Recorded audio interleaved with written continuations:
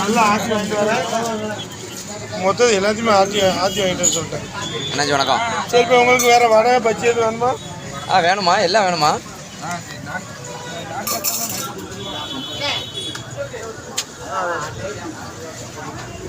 சம்சா வேணுமா? சம்சா இருக்கு, வடை பஜ்ஜி சட்னி எல்லாம்.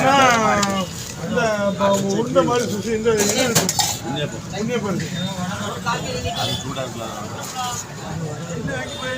அது வாங்க. சட்னி ஏமா வாங்கிக்க மாட்டீங்க? உயிரை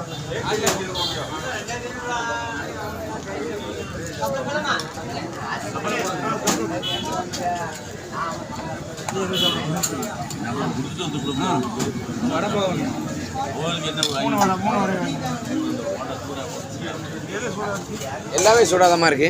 சூடாக இருக்கா?